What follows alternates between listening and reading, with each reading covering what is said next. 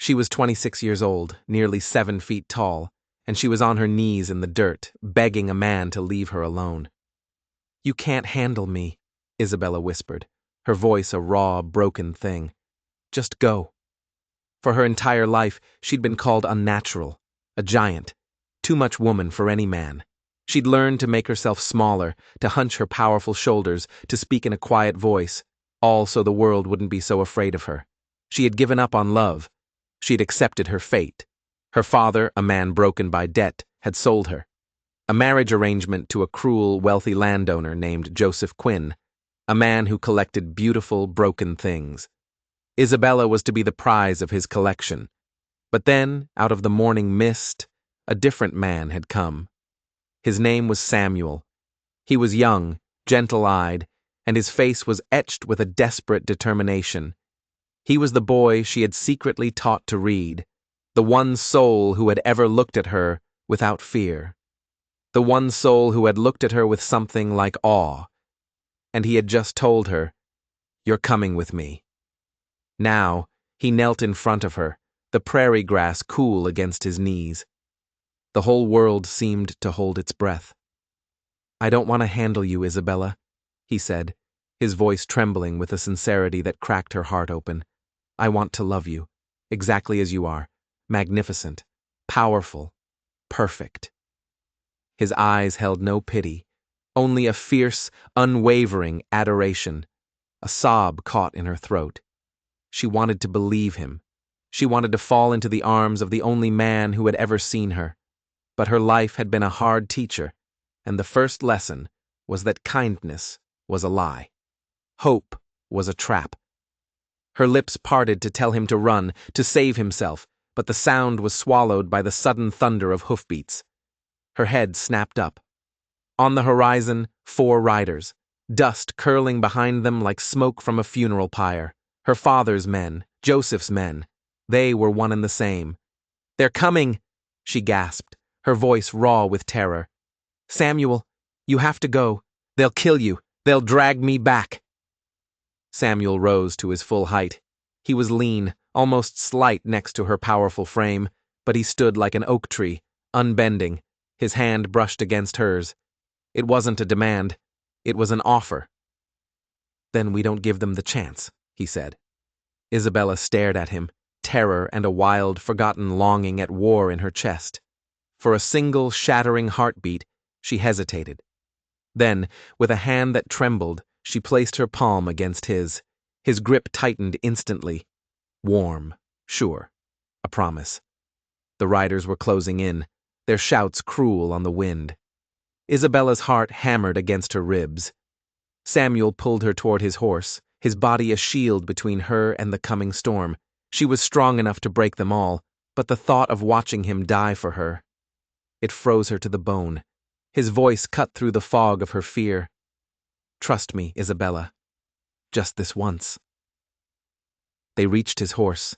He swung into the saddle, then held out his hand, and for the first time in her life, Isabella didn't shrink. She didn't hide. She took his hand. He pulled her up behind him. The horse grunted under her weight, but Samuel's body was a rock in front of her. "Hold on," he said. The world exploded into motion. The horse lunged forward, pounding across the open prairie. The riders' shouts grew louder, angrier. A gunshot cracked through the air. Then another. The bullets whistled past, hungry and close. Isabella buried her face in Samuel's back, her arms locked around his waist. The wind tore at her hair, a wild song of escape. One of the riders drew close, spurring his horse, a heavy chain swinging from his hand. He was going to catch her like an animal. Samuel yanked the reins, and their horse veered hard just as the chain snapped through the air, missing by inches.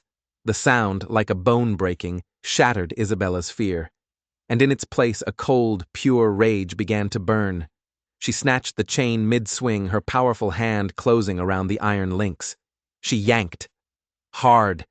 The rider was torn from his saddle, a strangled scream ripped from his throat as he slammed into the unforgiving earth. Samuel glanced back, his eyes wide with shock, and something else. Pride. Remind me never to doubt your strength, he yelled over the thunder of their escape. But the others were still coming. Samuel leaned low, guiding the horse toward a narrow, jagged ravine, a shortcut to hell or to freedom. Hold tight, he shouted. The horse leaped down into the canyon. Hooves struck stone, sending sparks into the dim light. The riders cursed from above, but the path was too treacherous. Rocks tumbled down behind them, a final, crashing goodbye. They didn't stop until the sounds of pursuit were gone, swallowed by the stone walls of the canyon. Samuel finally slid from the saddle, his chest heaving. He turned to Isabella. She slid down, her legs giving out from under her. He caught her, his arms a steady circle in a spinning world. "You're safe," he whispered. A sob tore from her, raw and broken. "I'm not safe. I'll never be safe. They will never stop." He cupped her face in his hands, his calloused thumbs brushing away her tears. "Then let them come," he said, his voice fierce. "We'll face them together, no more running." Her lips trembled. "You would die for me." His eyes never wavered. "I already have." The canyon was silent, but the air vibrated with the weight of his words. And for the first time in her life, Isabella felt something stronger than fear. She felt chosen. She felt seen. She looked at Samuel, at this boy who had become a man right before her eyes, and when she spoke, her voice was no longer broken. "Then I'll fight too." The stillness of the ravine was a lie. Samuel knew it. It wasn't safety. It was the eye of the storm. Isabella leaned against the cold rock wall, her breath coming in ragged gasps, but the fear in her eyes was mixed with a fire he'd never seen before. This was the woman he knew was hiding inside the gentle giant, the one who read books in secret and dreamed of a world that didn't judge her.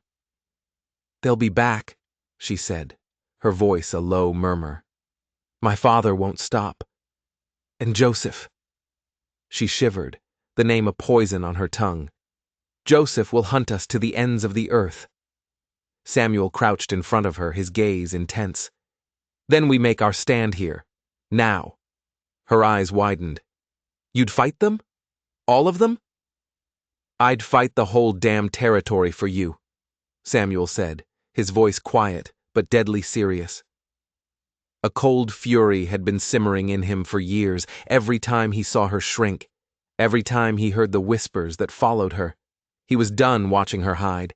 He was done watching them use her shame as a weapon.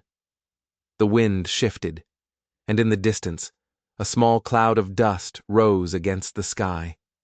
Samuel's gut tightened. They were coming back already. "They've split up," he muttered, "trying to cut us off." Isabella pushed herself away from the wall, her towering frame casting a long shadow. "Then we don't run." A grim smile touched Samuel's lips. "That's the woman I knew was in there." The sound of hoofbeats grew louder, echoing off the canyon walls. Samuel gripped the simple knife at his belt. It wasn't much against rifles, but it would have to do. Isabella bent down, her powerful hands closing around a jagged piece of rock. The first rider appeared at the mouth of the canyon, a silhouette against the sun. "There she is," he sneered. "Joseph said the giant would be hiding with her pet farm boy." Isabella's jaw clenched. She stepped forward, the rock held tight. "If Joseph wants me," she called out, her voice ringing off the stone, "let him come himself." "He will," the rider mocked, "after we've softened you up a bit." Before the words had even settled, Samuel charged. He moved like a blur, his knife flashing. The rider fumbled for his gun, but Samuel slammed into him, tearing him from the saddle. They hit the dust in a tangle of fists and fury. Isabella lunged at the second man as he entered the clearing, smashing her rock against his rifle. The gun clattered away. The man roared and swung at her, but she caught his wrist. For a moment, they were locked in a battle of strength, and then, with a surge of adrenaline, Isabella twisted. A sickening crack echoed through the ravine. The man screamed and dropped to his knees, his arm hanging at an impossible angle. Samuel rolled, his knife pressed to the first rider's throat. "Go back," he growled. Tell Joseph his property is no longer for sale. The man spat blood. You think you can keep her? She's bought and paid for. She's... Samuel pressed the blade harder, a thin line of red appearing on the man's neck. Say it again, he hissed, and I'll send your tongue back to him in a jar. Fear, stark and real, flashed in the man's eyes. Run, Samuel said. The man scrambled to his feet and bolted for his horse. Isabella stood over the second man, her chest heaving, the fire in her eyes burning bright. Samuel rose, his own breath coming in ragged bursts. The air was thick with the smell of blood and dust. Isabella dropped the rock, her hands suddenly trembling. I've never fought back before, she whispered. Samuel wiped his blade on his sleeve, his eyes locked on hers. Then you've just been waiting for today. Tears spilled down her cheeks, but they weren't tears of sorrow. They were tears of release. A lifetime of pent-up rage and pain was finally breaking free. He stepped closer, his voice soft but certain. You are not too much, Isabella. You are exactly enough, for me, for this fight. But before she could answer, a new sound cut across the prairie. A hunting horn, long, low, and chilling. Samuel's stomach dropped. That's Quinn's signal. He's coming himself. Isabella's hands curled into fists. The fear was still there, but something else was there too. A defiance she had never allowed herself before. The fight wasn't over, it had just begun. The silence that followed was worse than the fight. Samuel stood at the canyon's edge, watching the dust of the retreating riders settle. Behind him, Isabella pressed her back against the rock, her eyes darting, her breath still coming in short, sharp gasps. The horn sounded again, closer this time. It wasn't a call to hunt. It was a call to war.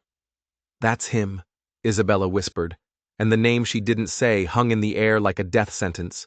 Joseph Quinn, a man who owned the land, the law, and every soul unlucky enough to be in his debt.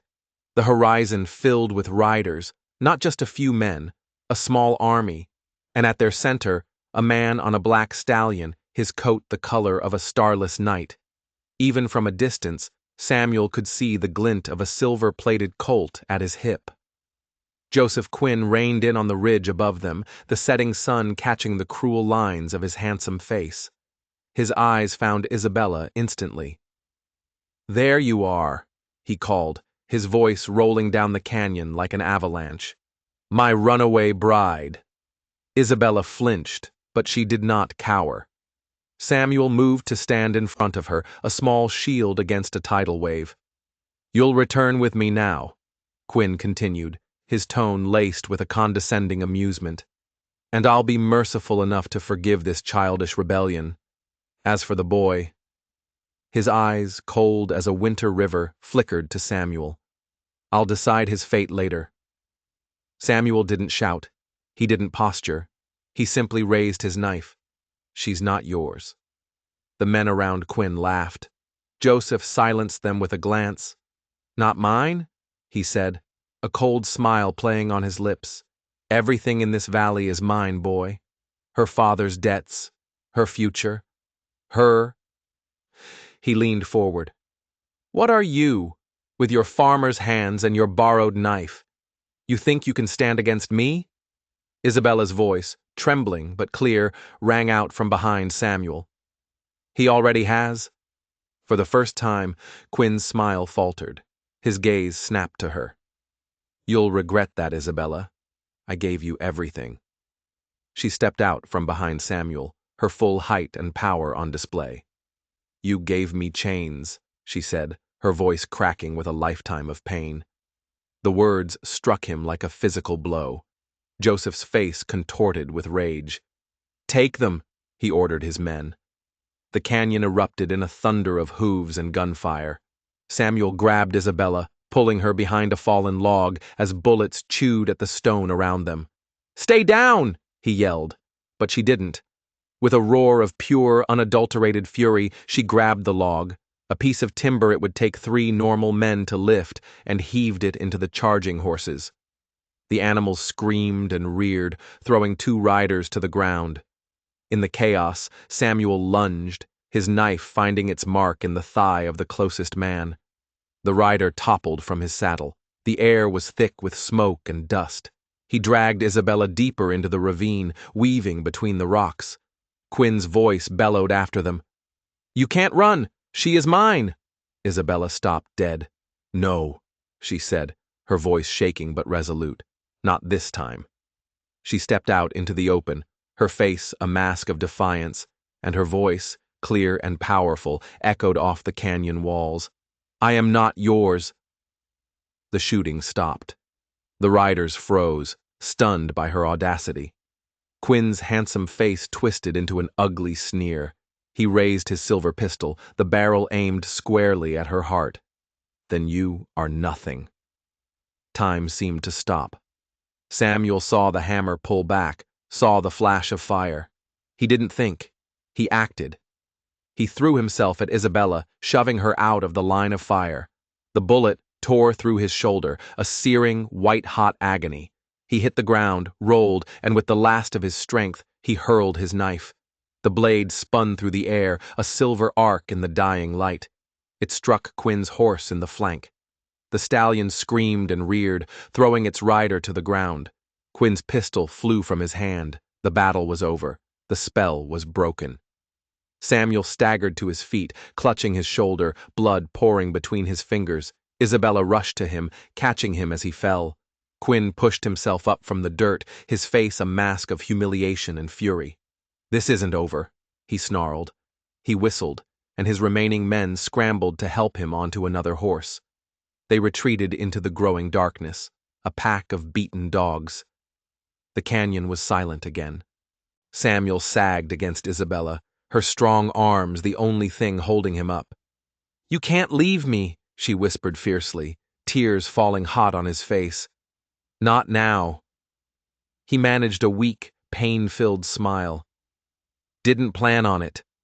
They weren't just a boy and a giant anymore. They were survivors, and they both knew Joseph Quinn would be back. But when he returned, he would find two people who were no longer running. He would find two people who were ready to burn his world to the ground. The cabin was a small pocket of warmth against the storm. Samuel lay on the bed, his skin slick with sweat, his shoulder a knot of fire. Isabella stood over him, a needle and thread in her trembling hands. Her hands, which could snap a man's arm like a twig, felt clumsy and huge.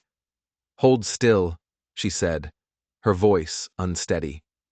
He gritted his teeth as she pierced his skin, the pain a fresh wave of agony. "You have the hands of a healer," he mumbled through clenched teeth. She froze, the needle hovering. A healer? Her hands had only ever been a source of shame, a mark of her difference. "Don't mock me, Samuel." "I'm not," he said, his voice raw. "Those hands, they were made to save." The words broke something inside her, a wall she had spent 26 years building. She finished the last stitch, her vision blurring with tears she refused to let fall. "You could have died for me," she whispered. He leaned his head back, his eyes closed. "I'd do it again." The fire crackled, the wind howled. "I don't understand you," she said finally. "Every man I've ever known wanted to own me or break me. Why would you risk everything?" He opened his eyes, and his gaze was so intense it felt like a physical touch. "Because you're not too much, Isabella. You're everything." The confession hit her harder than any fist. She turned away, and for the first time, she let the tears come, hot and cleansing. He reached out, his small, calloused hand finding hers in the dim light, and she let him hold it. The days that followed were a blur of healing. As Samuel's body mended, Isabella's spirit seemed to mend with it. She took over the chores, her movements sure and powerful. She wasn't hiding anymore. The fear of Quinn's return was a constant shadow, but with each passing day, a new strength grew in its place. One evening, Samuel asked her, "Do you ever dream, Isabella?" of what your life could be. I stopped dreaming a long time ago, she said, her eyes fixed on the fire. He leaned forward, his voice a low, steady promise. Then start again. With me. She looked at him, searching his face for the pity, the doubt she had always found in the eyes of others, but there was only a fierce, unwavering belief. I don't know how, she admitted. We'll learn together, he said. The world outside was a storm, but inside the small cabin, something quiet and beautiful was beginning to grow. Then, a knock came at the door. Sharp, urgent. Isabella froze. Samuel grabbed his knife. He opened the door a crack. A woman stood there, her face flushed, a satchel of supplies in her hand. Hattie, he said, relief in his voice. The woman's eyes darted past him to Isabella. I came to warn you, she said, her voice a rushed whisper. Quinn is spreading stories in town. He says you've been bewitched, that you're a danger. He's hiring more men, gunslingers. Isabella's hands clenched. How long do we have? Days, Hattie said. Maybe less. She pushed the satchel into Samuel's hands. You'll need this. Don't waste your strength running forever. Fight. And then she was gone, disappearing back into the snow. Samuel turned, his face grim. He's coming. Isabella looked at him, at the small cabin that had become her first real home. She had been running her whole life, but now she had someone to stand with. Then let him come, she said, and for the first time in her life, she meant it. The dawn broke over a world of ice and silence. The sky was a bruised, angry gray. Isabella stood at the window, watching, waiting. Samuel came to stand behind her, his good hand resting on her shoulder. They didn't speak. They didn't need to. Then they saw them. Dark figures on the white horizon. A small army with Joseph Quinn at its head. They're here, Samuel said. Isabella straightened to her full, magnificent height. The shame was gone. The fear was a distant echo. All that was left was a cold, hard resolve. No more running, she said. They stepped out onto the porch together as Quinn and his men reined in, a pack of wolves circling its prey. Isabella, Quinn called, his voice slick with false concern. Come home. End this foolishness. She stepped forward, her voice thundering across the frozen landscape. I am home. Quinn's face tightened. You were mine the moment your father signed that paper. You will always be mine. Samuel stepped beside her, his voice calm but lethal. She was never yours, and she never will be. Quinn's men raised their rifles, but he waved them down, his eyes locked on Samuel. You're willing to die for her?